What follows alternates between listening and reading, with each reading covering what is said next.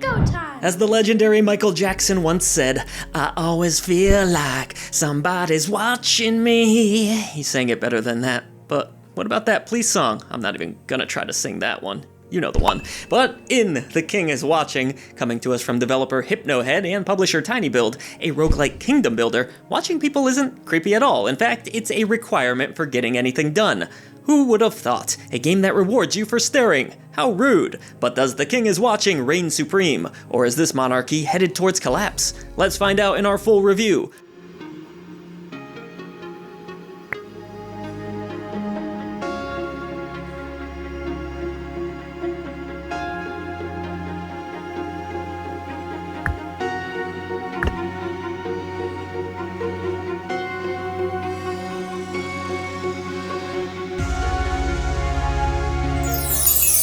But real quick, help us build a kingdom for indie visibility by heading over to patreon.com/idreamofindiegames. You'll gain Discord access to the greatest indie gaming community, enjoy early ad-free shows, shoutouts, our podcast 3 days early, and so much more. Or grab a YouTube membership and earn the elusive golden genie lamp of approval next to your name. Your new indie gaming community is waiting for you. In The King is Watching, you are tasked with running a kingdom, naturally, and defending it from relentless waves of intruders. Most of the gameplay unfolds on a grid located on the left side of the screen, divided into squared plots of land. These plots are where you're able to place various resources, buildings, fields, and more in order to expand further, enhancing your chances of survival. Your main goal is to survive enough waves to take down an end area boss and ensure that the kingdom endures. As far as narrative is concerned, The King is Watching mostly forgoes deep lore, or for that matter, any lore at all. This is a gameplay-focused experience where all you really need to know is that you are a ruler and you must protect your kingdom. This didn't bother me so much, though players that seek political drama, strong characterization, and world building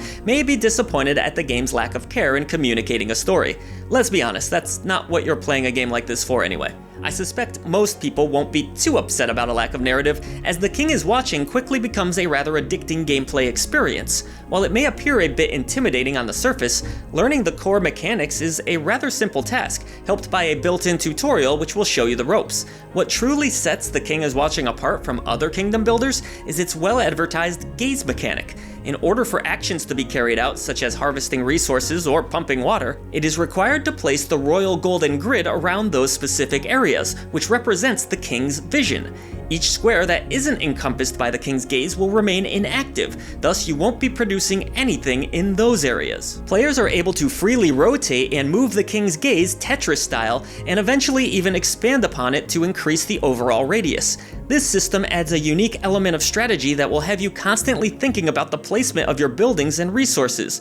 Would it be wise to have an army of skeletons being created in order to defend from attackers, while at the same time gathering resources like clay so that I can improve on something else? Should my water source be in the upper quadrant of my grid? Do I need more archers perhaps, or should I focus on generating magic spells to use against the largest of foes? These are just some of the things you'll need to juggle, all while enemies trudge forward, ending your kingdom by taking down its gate. There's more to juggle outside of your grid too, such as the aforementioned magical spells which can be cast on both your allies and enemies, gold management to keep building, and the occasional trip to the trader where you can purchase resources, relics, and upgrades.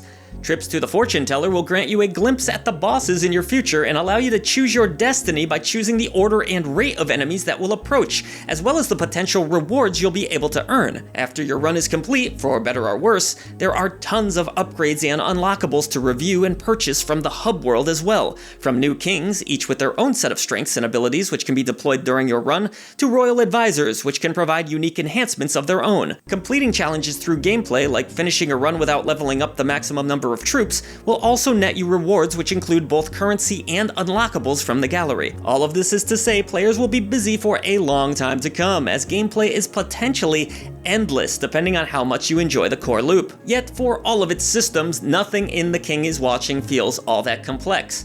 It is, however, a challenging game, and each run can feel like it takes a very long time.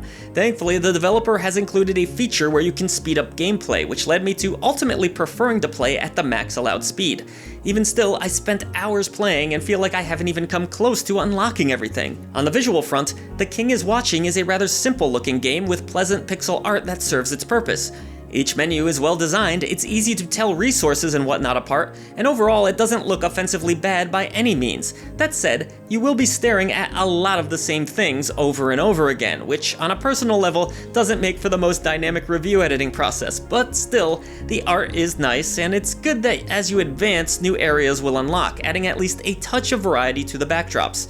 Enemies and bosses are mostly what you would expect, but overall, I like the visuals enough. Sound design, on the other hand, is extremely impressive. The King is Watching, for its lack of narrative, features a grandiose set of rousing compositions that set the mood perfectly and had my foot feverishly tapping. Tracks are booming and bombastic, beautifully orchestrated, and wondrous throughout. The music is dynamic too, shifting in tone and aggression depending on what is occurring on screen. There's no voice acting to speak of, but as was mentioned, there's really not much of a story at all. In my time playing The King is Watching, I didn't encounter any performance issues whatsoever. The game ran smoothly without any crashes, even on Steam Deck, where the game seemed to run at a relatively consistent 60 FPS. The Deck's trackpad takes a bit of getting used to when compared to a traditional mouse and keyboard setup, but still allows for a perfectly playable portable experience. I ended up preferring the touchscreen method when playing on Steam Deck, but overall, this bodes well for the eventual Switch version of the game, at least in terms of playability in handheld mode. The King is Watching is a highly entertaining and addicting kingdom builder that comes packed with content. Its unique gaze mechanic adds an element of fun to the gameplay that I wasn't expecting, and I already look forward to more runs in the future so that I can unlock every last map and king that the game offers. While its story is more or less non-existent, and the visual presentation isn't anything to write home about, gameplay is king, as they say. Yes, pun fully intended. With its rousing soundtrack, deep but simple to understand mechanics, and slew of unlockable content that won't cost you an additional fee, fans of the genre will be delighted in adding this release to their gaming kingdoms. On our scale ranging from the dreaded Indie Krampus for the worst of the worst, all the way up to the elusive Golden Genie Lamp of Approval for those essential indie gaming releases, I am going to proudly award this king the Silver Genie Lamp of Approval.